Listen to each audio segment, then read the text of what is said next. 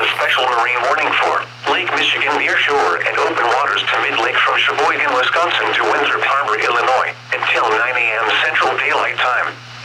At 7:57 a.m. Central Daylight Time, a line of strong thunderstorms, located along a line extending from 8 nautical miles southwest of Oak Creek to 6 nautical miles west of Racine to near Winthrop Harbor, moving northeast at 40 knots.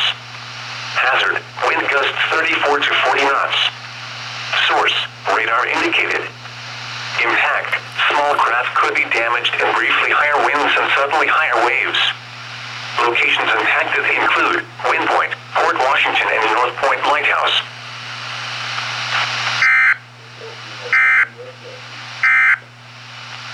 This is the NOAA